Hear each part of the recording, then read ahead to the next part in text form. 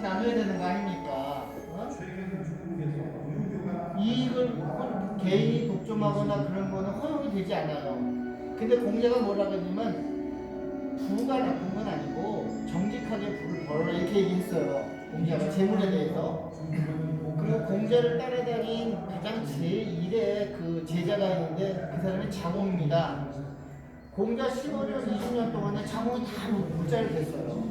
자공이 아주 유능한 무역업자입니다. 자공이. 근데 그걸 알잖아요, 공자가. 자기는 뭐 맨날 돌아다니고 벌지도 못하는데 자공이 다 먹을 거 되니까. 근데 항상 자공한테 물어봅니다. 괜찮냐? 그랬더니 다 정당하게 벌었습니다. 그래서 그 이론을 갖다가 유학의 공자도 그가 나쁜 건 아니다. 정당하게 벌면은 된다.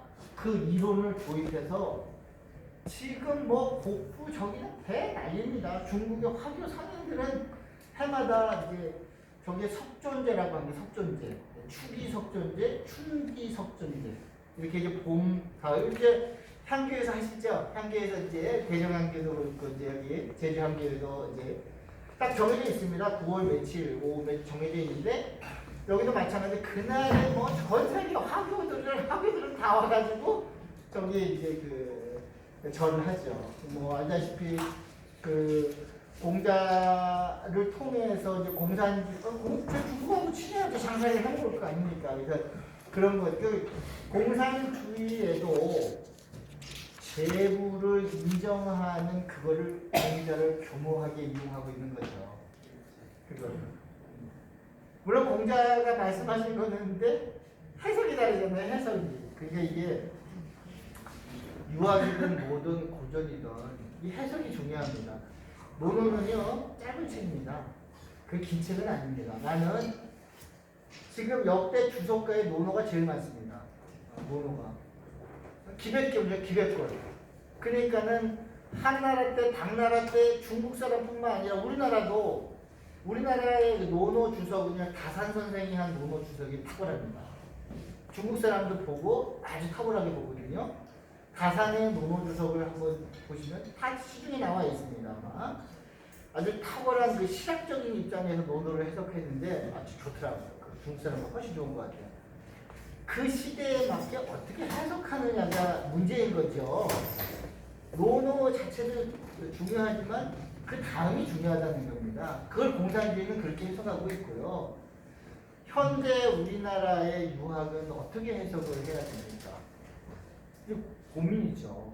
이제 우리 유학 지도자의 과정에 계신 분들이 이제 이런 걸 배우시고 현대적으로 이제 해석을 하셔야 될 거 아니겠습니까? 지금 제주에도 아주 강한 게 뭐냐면은 이게 관원상제 아니겠습니까? 관원상제. 관원상제에 대해서 생각을 해보셔야 될 거 아니에요.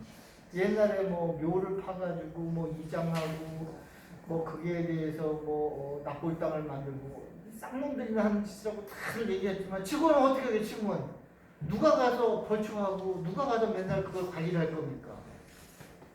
그러니까 조상을 모시는 법에 대해서 지금 의논을 해봐야 된다는 겁니다. 이제는.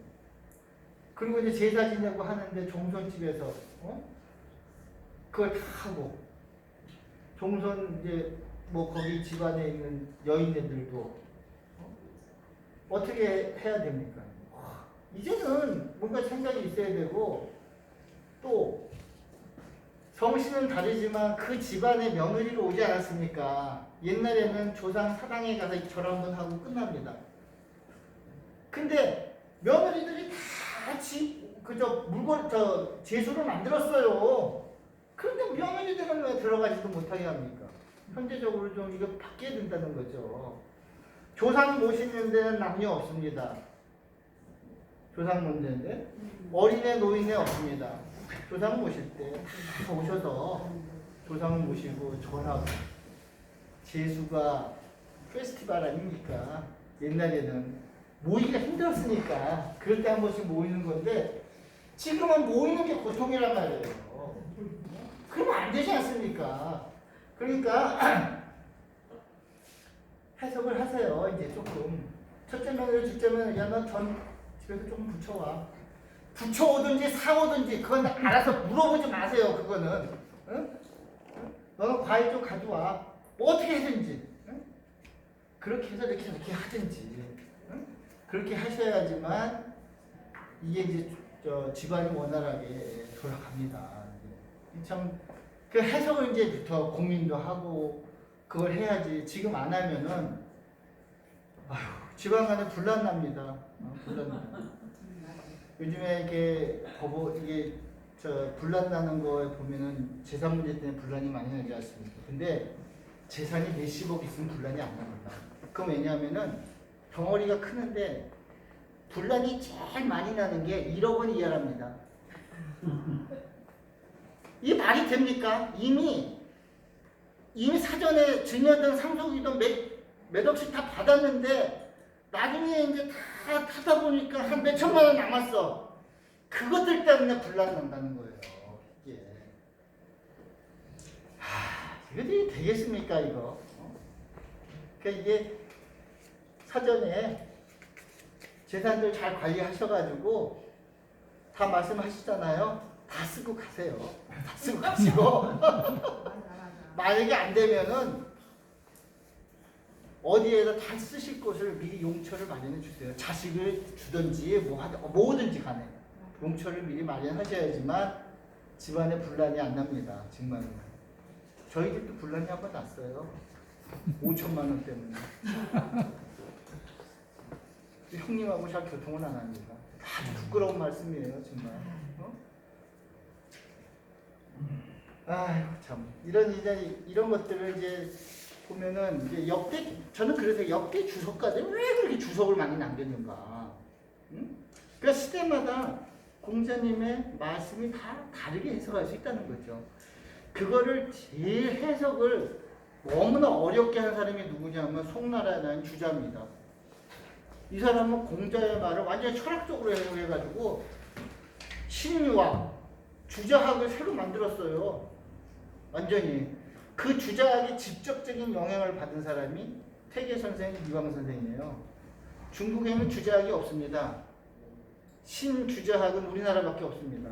그래서 우리나라만 퇴계학, 율곡학이라고 합니다. 중국 사람이, 서양 사람들이 다 와서 우리나라를 다 배워갑니다. 그 정도로 우리나라 그 유학이 많이, 우리나라는 완전히 철학이에요. 완전히 발전을 많이 했죠. 그거를. 그래서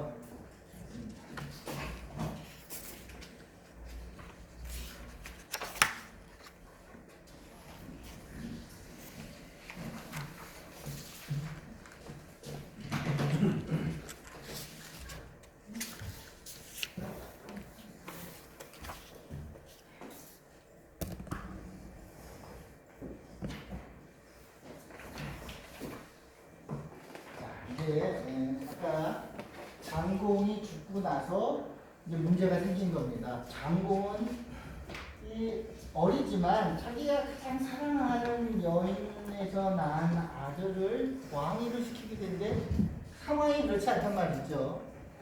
당시에 노나라의 왕위 상속은 일개 이스라엘 때문에 경보한테 왕위를 줘야 될 상황이라 그런 얘기입니다. 그래서 장공이 자기 형제들한테 의논을 했는데 제일 먼저 수가를 불러서 의논을 했는데 수가는 안 된다고 그러니까 그 다음에 다시 동생인 개우를 불렀는데 개우는 된다고 그래요.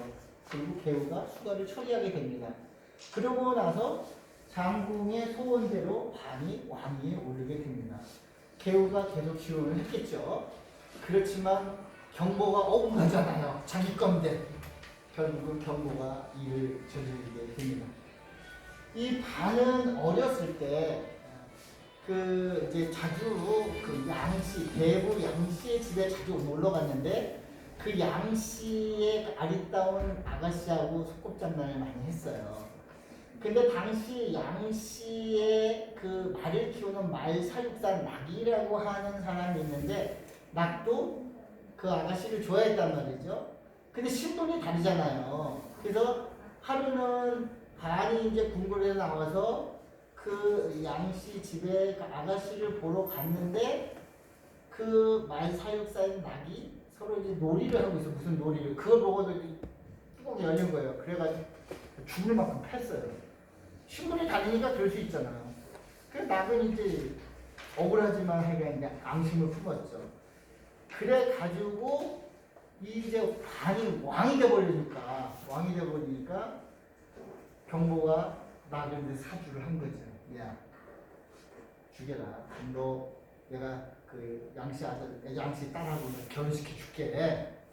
그래 가지고 낙이 정말로 반을 죽이게 됩니다. 그래 반은 어떻게 되냐면 지금 반이 민공, 희공 이런 말이 없잖아요. 내일모레 왕이 이를 올라가는 그 식을 남겨두고 바로 얼마 전에 죽은 거예요. 그러니까 제2에 못 올라가요. 16대라고 하지만 공의 이름이 없어요. 왕의 이름이. 그래가지고 이제 반이 이제 이렇게 그 죽고 나서 그러니까 개우가 아까 말한 개우는 왕을 지지했잖아요. 그 개우는 자기 엄마 나라의 진나라로 도망가게 됩니다. 도망가서 이제 훗날을 기약하고 있겠죠. 그러고 나서 남들 눈이 있으니까 이 경보는 왕을 못 오르고 이 숙간 즉 장공의 그 아들이죠. 아들인 이 개 또는 연일 개자라고 얘기하는 얘를 갖다가 17대 왕으로 올립니다. 그러니까 뭐 이건 아무 힘이 없죠 사실은. 네?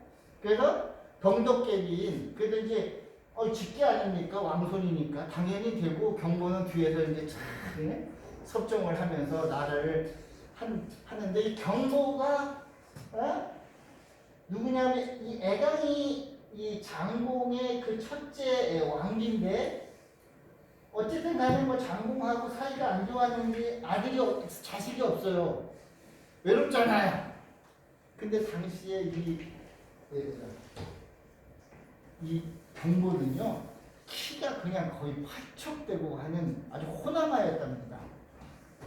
이 애강이 경보를 보고 홀딱 반한 거예요. 그래서 경보하고 애강이 또 이렇게 되는 상관이 됩니다. 그러면 어떤 사이입니까?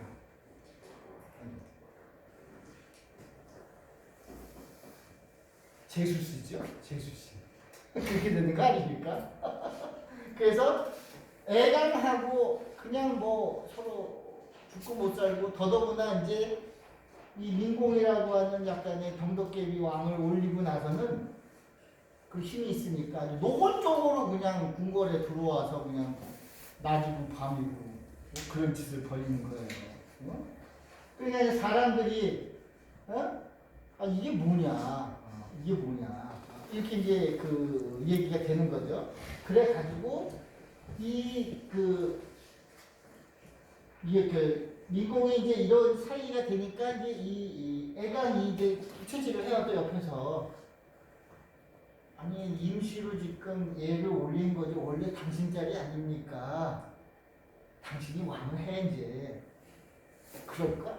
그렇게 돼요. 그래서 당시에 대부 복이라고 하는 대부가 있는데 그 대부한테 이제 명령을 합니다. 야, 저기 해. 그러니까 복이라고 하는 대부가 추하라고 하는 자객을 시켜서 민공을 급습해서 1년이 안 된 급습해서 민공이 죽게 됩니다. 그러고 나서 바야흐로 경보가 딱 자기가 하는 순간에 어떤 일이 벌어졌냐면 당시에 진나라에 피신하고 있던 이 개우가 이게 무슨 패륜이냐 말도 안 된다. 이러면 안 된다. 노나라의 백성들이여 걸기하자라고 해서 외부에서 통성명을 하고 당시에 이제 임시정부처럼 있었던 그걸 하니까 노나라 사람들이 그게 맞다. 이게 나라냐 이게. 그래가지고 결국은 이 대부 복이 즉 민공을 이제 아까 죽인 대부 복이의 집안을 이제 쳐들어가서 전부 주사라고 그러니까 이제 경보가 위험한 경보는 주나라로 도망가게 됩니다. 그 사이에 개우가 쓱 들어와서 또 다른 이 개의 동생 신을 갖다가 옹립해서 왕으로 세웁니다. 이 사람이 18대 이름인 희공입니다. 그래서 이제 개우가 일단은 다시 정권을 잡았습니다. 정권을 잡았어요. 근데 지금 현재 어떻게 됐냐면은 경보는 지금 주나라를 거쳐서 거나라로 도망을 갔어요. 그 다음에 이제 그 애강도 또 도망을 갔어요. 자기 나라로. 제 나라로 도망갔다가 이제 처리를 해야 되고 제 나라에서 안 받아주니까 다른 나라로 갔습니다. 이런 처지예요. 그래서 개호가 이제 싹 깨끗이 처리해야 되겠다 이런 사람들은 그래서 이제 사신을 보냅니다. 사신을 보내서 거나라로 사신을 보내요. 개호 왜 보내시오? 응? 그 개호가 거나라에서 쫓겨납니다. 쫓겨나가지고 제 나라로 들어가는데 제 나라 왜 들어와? 들어오지 마. 그러니까 문수라는 곳에서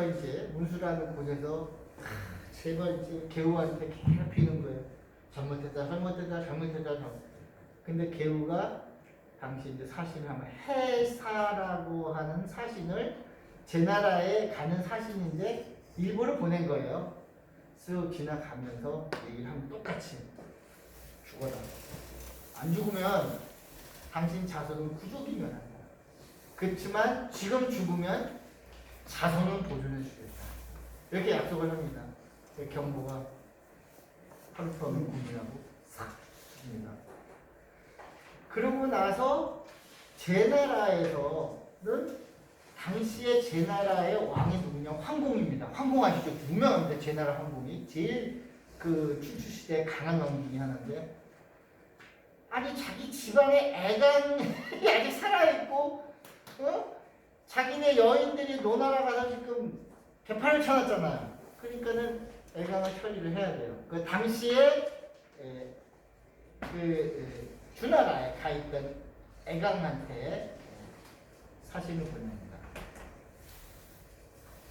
수초라고 하는 대신을 보내가지고 내가 이끌 테니까 내가 잘못했다고 할 테니까 노나라로 갑시다.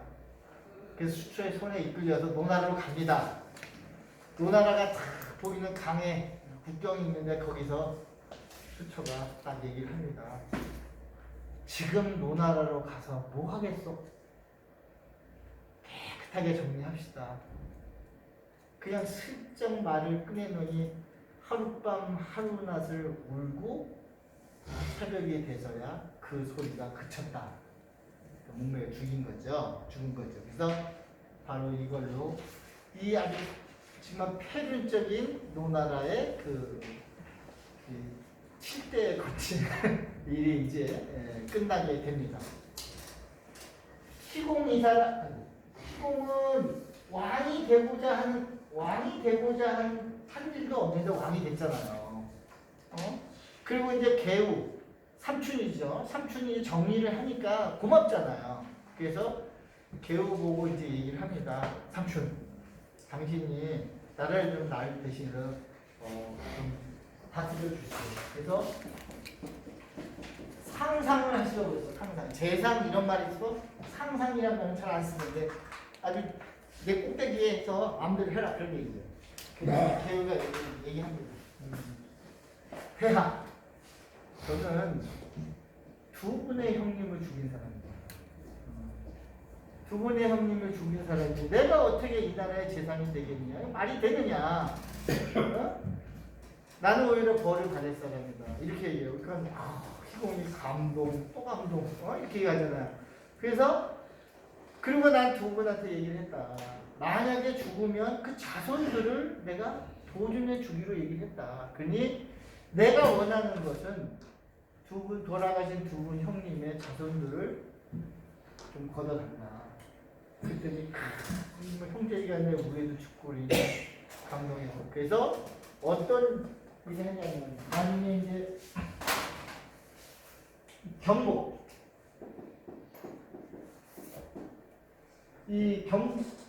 경보를 갖다가 이 자손들이 자손이 경보 5라고 하는 이제 5라고 하는 사람들이 있는데 여기에 성씨를 내립니다. 성씨. 그래서 성씨를 내려서 그 뒤에 나오나요?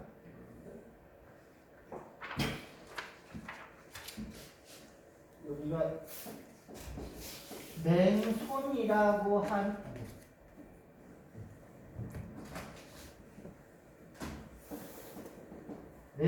맹손이라고 하는 씨를 내립니다. 씨. 그래서 이 사람이 맹손 씨예요. 그리고 아까 죽은 수가한테는 숙손 씨라고 하는 씨를 내리고요. 이제 잘 안 되네. 숙손 씨라고 하는 내리고 그 다음에 개우는 자기를 도왔죠. 여기는 이름을 붙여서 개손 씨라고 하는 씨를 내리게 됩니다. 개손 씨 이렇게 내리게 됩니다. 그래서 숙손, 맹손, 숙손, 개손 그래서 이게 삼손이 되는 거예요. 삼손이. 그리고 이 자식들은 환궁의 자손이잖아요. 그래서 삼한이라고 얘기하고 또 다른 거는 이 집안이 이제 좌지우지하게 됩니다. 그래서 삼가, 삼공 이런 말들이 이제 뒤에 나오게 되는 건데, 그래서 이제 죽고 나서 시공 다음에 이제 쭉 이제 한 100여 년간 평온한 세월이 지나가는데 그거는 평온한 게 아니고 이 씨들이 들어가면서 득세를 쫙 하게 됩니다. 물론 왕가의 자손들이지만 왕가의 자손들이 이제 하나의 결집된 그 집단을 만들어서 맹손씨, 숙손씨, 개손씨가 거의 하나의 나라가 되게 됩니다. 임금은 있는데 완전히 동덕계급이에요. 응? 그러니까는 임금이 항상 논어에 보면은 북면을 해야 될 신하들이 북면이라는 거는 뭐냐면 왕이 이렇게 앉으면 남쪽을 이렇게 신하를 보지 않습니까? 그러면 대신들은 북쪽을 바라보고 북면을 해야 됩니다. 북면을 해야 될 신하들이 서나 남쪽에 앉아 있거든. 그럼 말이 안 된다. 이걸 이제 공자가 항상 이걸 규탄한 거예요. 규탄한 거. 그래서 이제 그런 얘기를 했는데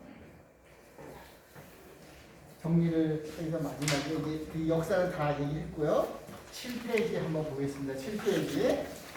그래서 경보회란이 끝나고 나서 이제 드디어 시공 시대가 됐고 개우가 최고의 실력자가 되는 거죠. 그러니까 방금 얘기한 것처럼 개우가 왕한테 청해서 맹손씨, 숙손씨, 개손씨라고 각각의 읍을 만들게 됩니다. 그래서 이 두 번째 단락을 보십시오. 두 번째 7페이지 두 번입니다. 삼한 황궁의 자식들이다. 삼가 큰 가를 이뤘다. 삼경, 삼손 이런 식으로 이제 부르게 되고요. 이후에 시공 후에 이제 선공, 성공, 양공 약 한 100여 년 정도 이루어지는데 평온한 승계가 이루어지는 것 같지만 사실은 삼한의 대두로 노나라는 공가, 왕들이 자기의 권력을 잊어버리고 이제 의존하게 되는 거죠. 그래서 여기서 제일 강한 씨들이 개손씨입니다. 개손씨, 개우의 자손들. 그래서 논어에 보면은 이 개손씨에 대한 비판이 되게 많아요. 그리고 공자가 처음에 출발하는 게 개손씨의 말단 관리를 출발합니다. 양 한 마리, 양 두 마리, 새는 그 가축의 그 숫자를 기록하는 관리로 불과 한 12~13살쯤, 13~14살쯤에 이제 관리로 들어가죠. 그 개손씨 밑에. 그러면서 이제 그런 걸 다 보는 거죠. 그래서 이 사람들이 100년 동안에 꾸준히 나라를 지켜서 왕이 어떤 권력이 없으니까 공자가 아무리 왕을 끼고 뭘 하려고 해도 안 되는 거예요. 그래서 공자가 나중에 주의열국을 갔는데 나는 내 힘으로는 안 된다. 심지어는 당시 노나라 소공이 있었는데 소공 때 공자가 권력을 한번 잡았어요. 제사군은 아니었는데 그래가지고 당시에 뭐냐면은 왕은 그때 몇 척이었는가? 몇 척의 그 높이의 성을 가질 수 있지만 제후들은 그 밑에 성을 가져야 돼요. 규격이 있습니다. 그런데 개손 씨가 왕보다 높은 성벽을 가졌어요. 그건 말도 안 된다. 빨리 허물어라. 그런데 말을 안 들어가지고 그 소공과 공자가 같이 개손 씨를 공격을 합니다. 근데 웬걸? 개손 씨, 숙손 씨, 맹손 씨가 연합을 해서 소공을 공격을 해서 소공이 결국 망명을 하게 돼요. 이게 무슨 짓입니까? 이게 같은 나라의 내전인데 공자도 망명하게 됩니다. 그 당시에. 나중에 이제 다시 공자가 이제 들어오게 되고 소공이 죽고 나서 그거는 뭐 공자 잘못이 아니고 뭐 이런 식으로 해서 들어오게 되는 공자가 이제 항상 이 삼손 씨에 대해서 원한을 가지고 있는 거죠. 그래서 결국은 이제 자기가 나중에 대사부가 돼서 좌지우지하는 그런 나라를 만들었다. 도저히 정치적으로는 해결이 안 되는 거예요. 그래서 에이씨 몰라. 그러고 나서 그 나라를 떠나게 되는 거죠. 그래서 이런 기록은 어디에 나오냐면 사기의 공자세가에 나옵니다. 공자세가를 정리를 해서 제가 여러분한테 소개를 시켜드린 거예요. 이거를.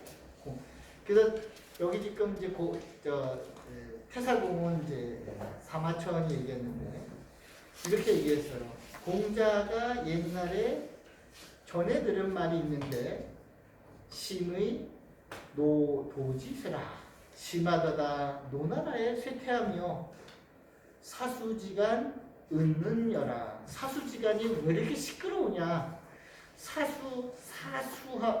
사수인데요. 사하고 수수는 노나라를 가로지르는 강의 이름입니다. 경보, 수가, 민공의 때에 어찌 이렇게 어지러우냐.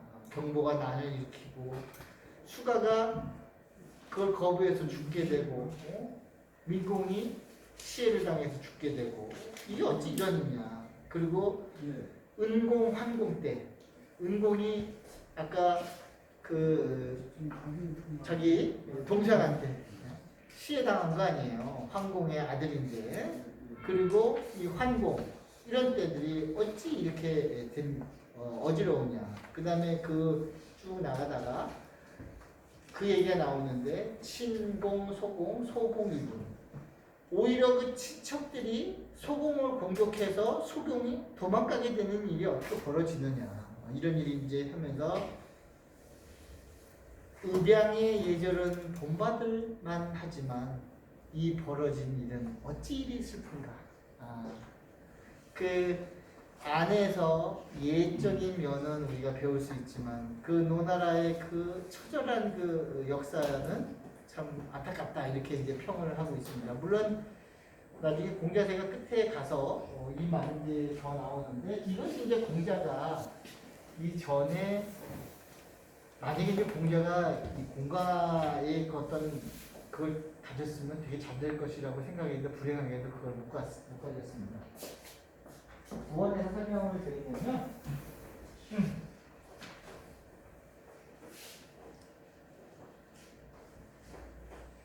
그 중국의 이제 춘추정부, 춘추라고 하는 거는요.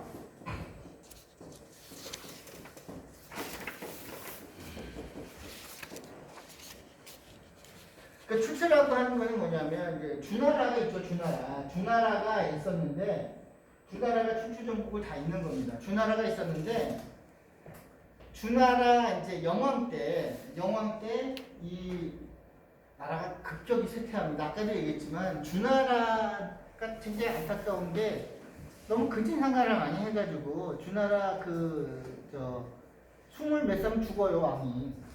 그 너무 빨리 바뀌는 거예요 이게. 그러다가 한 20대쯤 가니까 다 애기들만 왕이 되는 거예요. 그러니까 대신들이 그냥 애기를 끼고 좌지우지 하잖아요. 근데 이제 그 주나라가 이제 조정 자체가 벌써 참 힘이 없고 대신에 주변에 있는 옛날에 동토를 뒀던 제후들이 있잖아요. 물론 자기 친척도 있고 강태공 같이 성이 다른 사람도 있는데 친척이든 성이 다른 사람이든 이제 큰 나라가 됐잖아요. 그래서 그 당시에 주나라의 왕은 주나라에는 천자라고 이름을 붙였고요. 이 사람이 왕이라고 했고 그 외에 있는 뭐 노나라라든지 또는 뭐 제나라라든지 이런 나라들의 군주는 뭐냐면 공이라고 그랬습니다. 공 무슨 공. 근데 실질적으로 아니죠. 이렇게 됐는데 춘추 전국시대 아까도 얘기했지만 주나라 그쪽이 쇠퇴하고 주변에 이제 제후들이 강해지잖아요. 그러니까 쓱 와가지고 나도 왕할래. 나 공 싫어. 응? 나도 너하고 똑같으니까 할래. 그러니까는 힘이 약하죠. 그래, 너도 왕해. 이렇게 허락해준 때가 춘추입니다. 주나라가 독립적으로 오다가 그때부터가 춘추예요. 춘추가. 그때부터 이제 여러 가지 왕이 생기는 겁니다. 뭐 예를 들어서 양해왕, 맹자에 많이 나오죠. 양해왕. 양해왕의 이제 고사가 뭐냐면 왕께서 전쟁을 좋아하시니 뭐 얘기를 드리겠습니다. 둥둥둥 북이 울려가지고 싸우다가 어떤 놈은 100보를 도망가고 어떤 놈은 50보를 도망가면은 그건 여하합니까? 그랬더니 아니 뭐 100보 도망가나 50보 도망가나 똑같은 놈이지. 그렇게 얘기해요. 그랬더니 그건 당신이 정치 잘못해서 지금 백성 없는 건데 그걸 누굴 탓하냐. 이런 식으로 왕이 우회적으로 맹자가 우회적으로 얘기해요. 그러면서 그 양의 왕이 나와요. 근데 양의 왕은 주나라의 군주가 아니거든요. 그러니까 여기 자칭 이제 다들 왕이라고 그러는 거예요. 왕이라고. 이제 처음에 한 나라가 이제 하니까 그 다음부터는 주나라 왕한테 가서 나도 왕해줘. 주나라 왕이 그래 왕 허락한다. 이제 나중에 가면 다 개나서 다 왕이라고 그러는 거예요. 그 이때부터는 그래서 이제 왕이라고 얘기해서 그 이전에는 전부 공이라고 표현했죠. 제후들을. 그런 이제 상식을 보시면 아까 왜 공이 나오고 희공, 양공 뭐 그런 말이 나오고 그런 얘기가 나오실 거고요. 여기에 나라가 한 120, 30개 됐답니다. 뭐 조그만 도시국가가 있어요. 도시국가 한 30만, 40만 나라니까 그런 나라까지 한 200 몇 개의 나라가 있었답니다. 그것이 이제 서로 합쳐집니다. 그 중에서 이제 춘추에서 제일 높은 게 춘추 5패. 이렇게. 춘추 5패라고 하는데 패자죠, 패자. 춘추 5패가 이제 다섯 패가 있었고, 근데 이것들이 이제 있었지만 조그만 나라가 있고 조그만 나라들을 다 정리해서 나중에 7개 나라로 맺혔는데 이걸 갖다가 전국 칠후입니다. 이렇게 표현을 하는 거죠. 흔히 역사에서.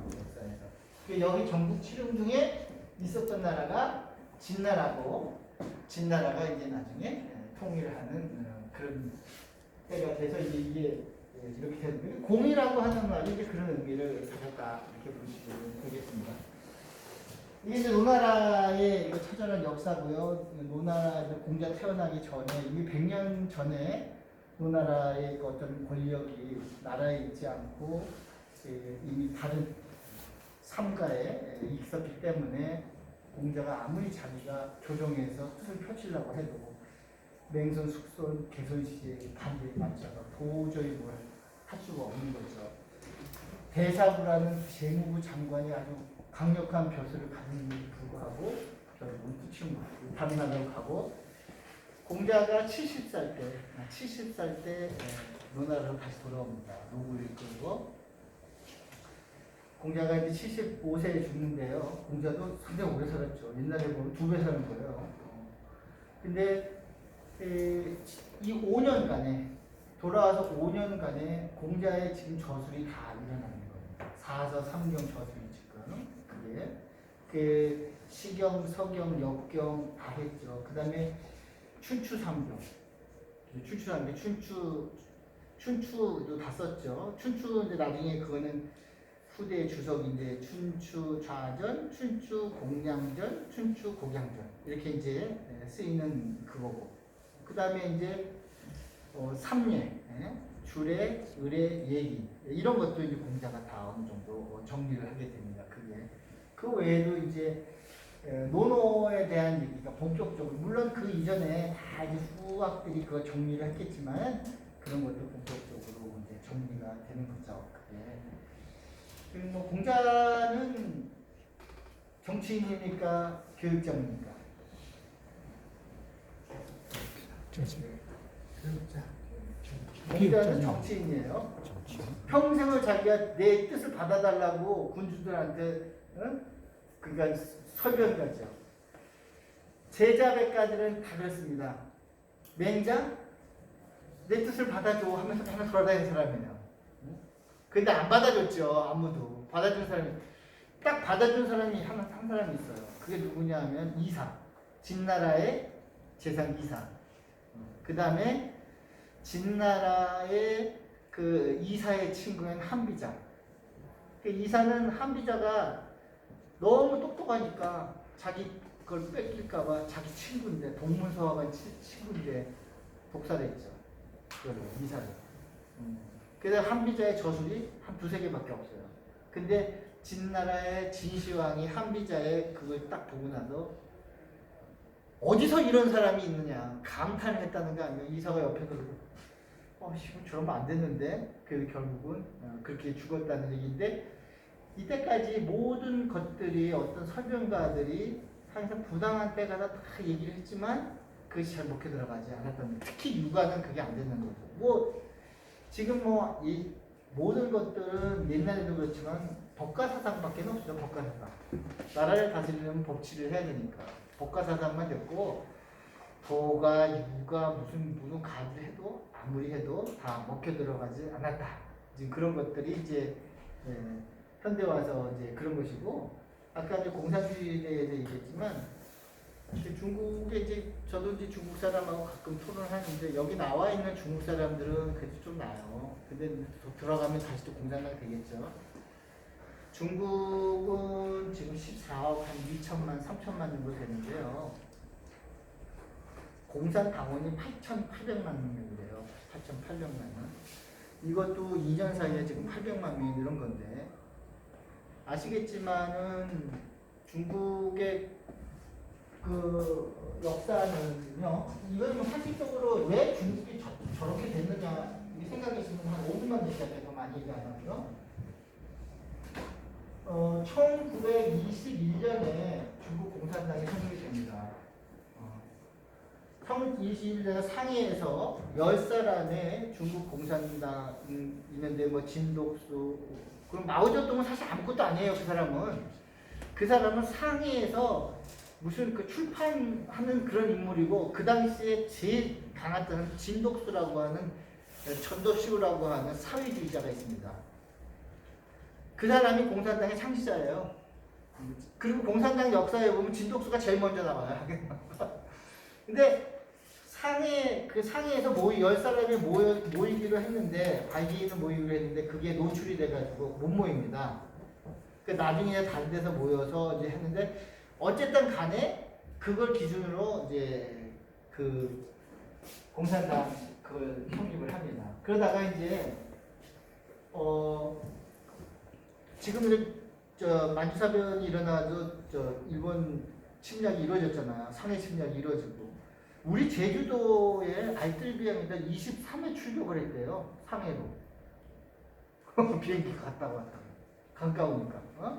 그 기록이 있어요. 제가 알뜰비행기 그 역사에 보니까 그렇게 돼 있더라고요. 예. 거기 비행기로 막 폭탄을 터지니까 분명 거기 상해 지역 같은 게 쉽게 점령이 가능했겠죠. 어쨌든 간에 그렇게 되니까 이제 뭐 다 타잖아요. 장개석은 완전히 뭐 산적이죠, 산적. 산적.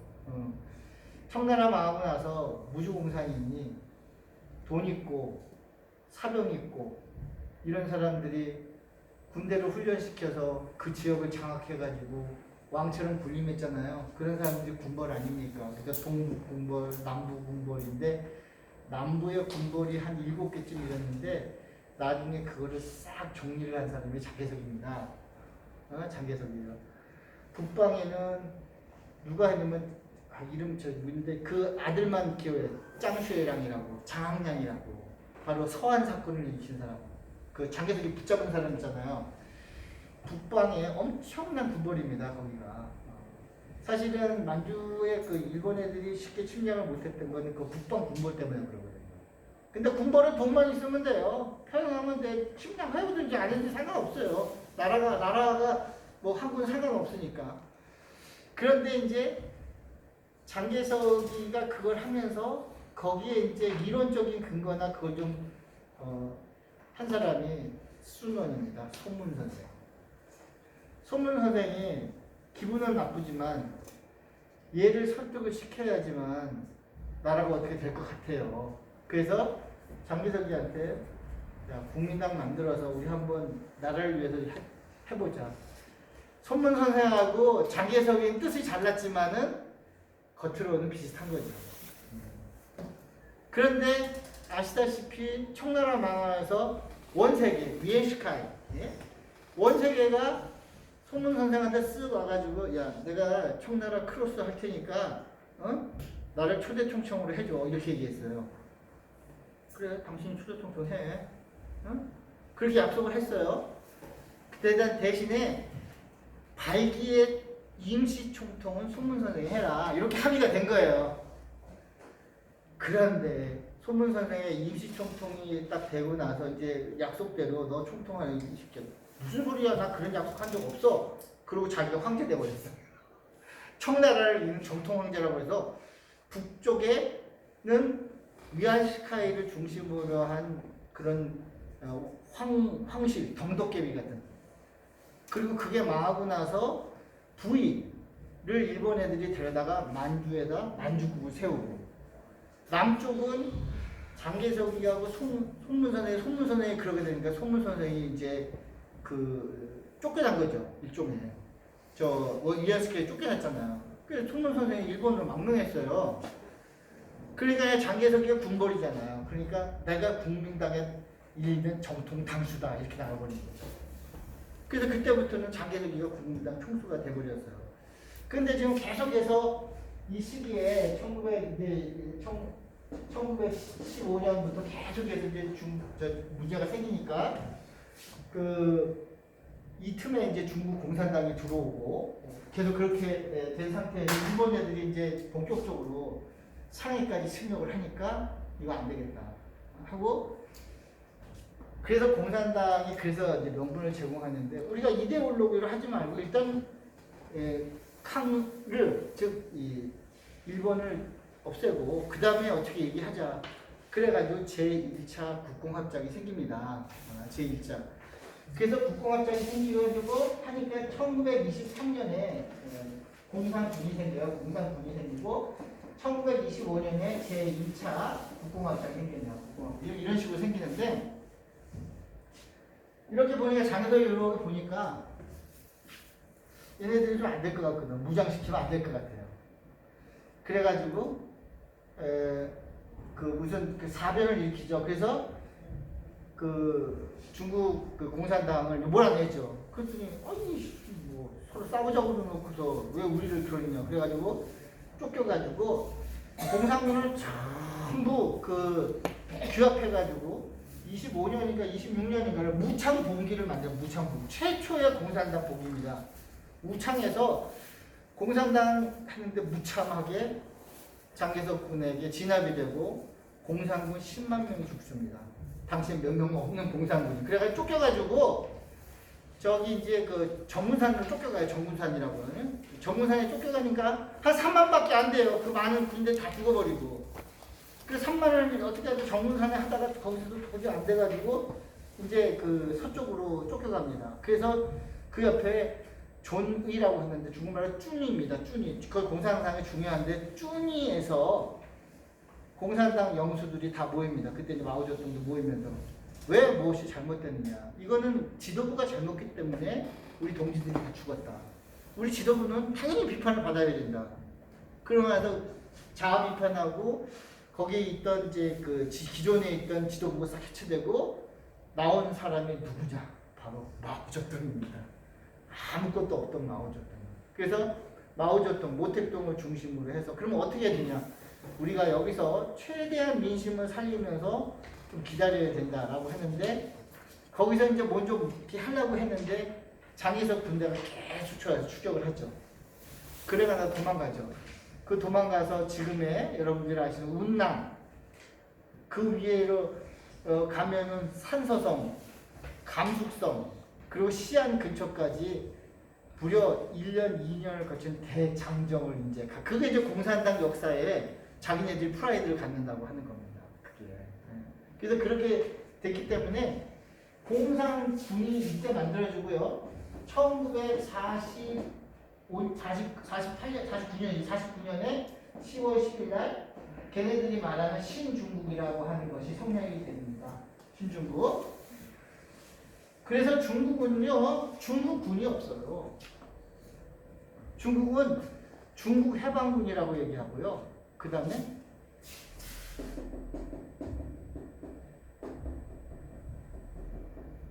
당군이라고 얘기합니다. 이걸 잘 아시면 이게 중국이 이게 안 되겠구나 이걸 지금 아실 거예요. 중국이 군대는요 지금도 국가에서 운영을 안 합니다. 중국이라는 국가가 있는데 중국도 국방부가 있는데 국방부를 누가 운영하냐면은 당이 운영합니다. 그러면 이 사람 돈은 어디서 나왔냐? 지금도 마찬가지인데 지금은 이제 중국이 돈이 많으니까 세금을 걷어서 일부는 주지만 옛날에는 어떻게? 옛날에 중국이 뭐 70년대, 80년대 나오지도 않았나 모르겠습니까? 군대가 기업을 많이 가지고 있어요. 기업을 해야 돈을 벌릴 거 아닙니까? 특히 또 중국 가서 어디에 지방 가서 맥주 한 잔씩 드시잖아요. 또 거의 공산군에서 하는 맥주라고 생각하시면 돼요. 끊임없이 그 돈이 들어오니까. 그러니까 그 늘 돈이 될 수 있는 그 기업체를 군에 준 거죠. 그 군에서 나오는 그 돈을 가지고 군을 운영을 한 거죠. 다른 거는 다 뺏겨도요. 군을 뺏길 수는 없어요. 이게.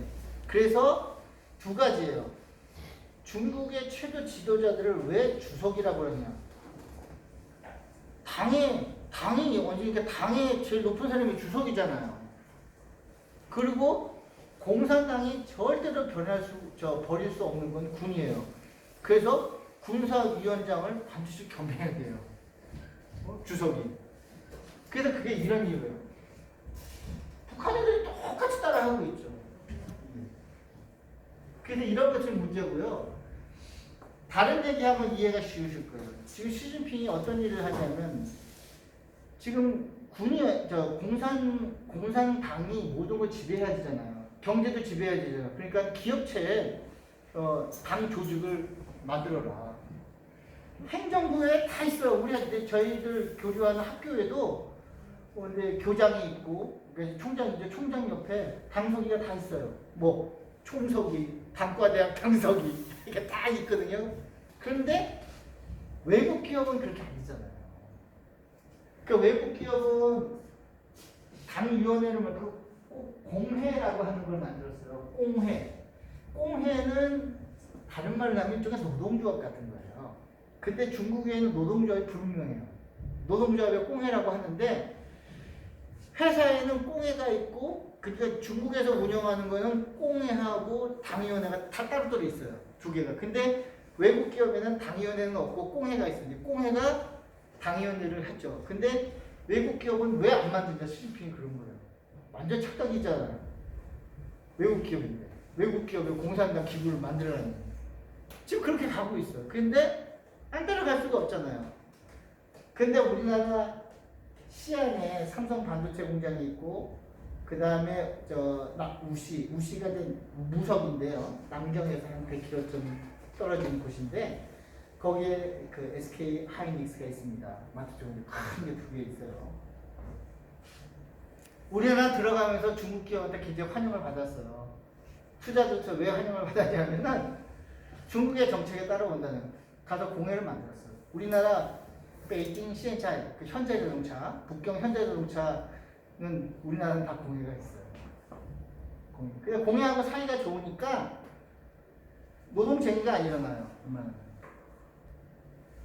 저거 잘못하면 공산당 지시하면 노동쟁의가 바로 일어나고 골치 아프거든요. 우리 한국 기업은 거의 노동쟁의가 없어요. 그렇게. 근데 그것도 사이 좋아야 되는 거죠, 사실은. 그런 형식이 있기 때문에 이 중국의 유학을 바라보는 거는 굉장히 그 좀 뭐라 그럴까요? 예, 이용해 먹는 게 많죠. 이용해 먹는 게. 그런 것들을 잘, 지금 현재 중국을 우리가 이해하는 데 있어서는 왜 중국 애들이 저렇게 막 그게 나오냐면 이 공산당의 연호를 보시면 알아요. 연호는 중국이 성립되기 전에 이미 공산당이 있었고 공산당이 군을 만들었기 때문에 그렇다는 거예요. 지난번에 영사관에서 무슨 뭐 신년회를 갔는데 중국 영사가 노래를 불러요. 노래를 부르는데 뭐냐면 메이오 공산당, 메이오 신중국이에요. 그러면 메이오는 없다는 거예요. 공산당, 공산당이 없었으면 메이오 없다 중국. 그걸 노래를 불러도 메이오 중국, 메이오 공산당, 메이오 신중국 이 노래 되는 말이냐 안 되는 말이냐 이게 지금 그거 자랑스럽게 얘기하고 지금 우리나라의 역사적인 그것도 항미문제 이거에 대한 얘기도 하니까 우리나라는 지금 새우등 터지는 게 아니라 이거 뭐 큰일 났어요. 이제 현명하게 잘 해야 될 텐데 그런 부분이 걱정입니다. 오늘 뭐 강의한 거에 대해서 궁금한 거나 이런 게 있으시면 말씀을 해주시죠. 제가 아는 데까지 말씀드리겠습니다. 재밌게 잘 들었습니다. 네. 감사합니다. 예. 저기 1949년도에 뭐군 타소했다 그러는데 1949년도에 중국이 성립됐죠. 신중국. 예 근데 1950년도에 한국전쟁이 발발하지 않습니까? 예, 예. 그러면 그때 이제 그 중공군이 들어오는데 네. 그 군대는 그러면 누가 보낸 겁니까? 군대는 모택동에 보낸 거죠. 아 그게 어떻게 보낸 거니까 그러면은 1949년도에 나라가 만들어졌고 네. 이제 나라가 만든 다음에 그러면 그 보낸 겁니까 그러면 그렇게? 그 국가가 설립되자마자 그러면은 그렇죠. 그거 뭐 49년에 생겼는데 50년에 전쟁이 터졌으니까 그때는 이제 장기석 군대를 몰아낸 중국의 팔로군이 있었죠. 지금 그때 당시 그 아직까지는 전쟁을 할 수 있는 충분한 여력이 있는 군대죠. 군대가 뭐 예를 들어서 뭐 훈련도 안 하고 2, 3년 지나면 뭐 그냥 오합지졸인데 그래서 이제 보낸 거죠. 지금 뭐 굉장히 중요하다고 생각하는 것보다도 중국도 이제 조선을 갖고 좌지우지하지만은 펑더회라고 하는 중국의 당시 팔로군 대장이 있어요. 굉장히 유명한 대장. 우리나라 정전협정에도 사인한 사람입니다. 펑더회가. 그 사람이 이제 중국군 거의 한 100만 정도 된다고 그래요. 여기서 죽은 사람은 뭐 중국군 14만, 그쪽에서 13만이라고 하는데 실제적으로 한 23만쯤 죽었다고 하더라고요. 사람이 23만이 죽었어요. 그 얼마나 많은 사람이 죽었겠습니까? 응? 근데 거기 이제 누가 죽었냐면 모택동 아들이 죽었어요. 그러니까 끔찍하게 생각하는 거예요 지금. 중국의 최도 그 장수가 왔고, 그 다음에 중국 최정병이 왔고, 그 다음에 모택동의 영수에 있는 주석의 아들이 와서 죽은 거예요.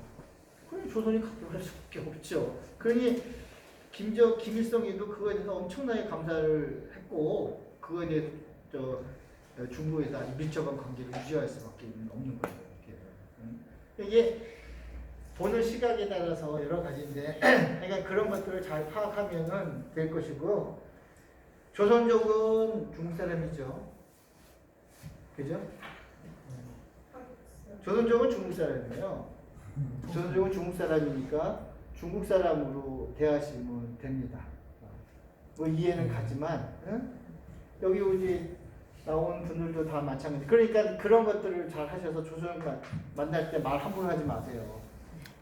조선족 만나가지고 뭐 미국이 어떤 뭐 우리 큰일 납니다. 조선족 똑같은 사람이에요. 우리는 한국말을 잘하는, 예를 들어서 중국에 그 소수민족이 많지 않습니까? 다 언어가 다르잖아요. 뭐 예를 들어서 중국은 무슬림도 있어요.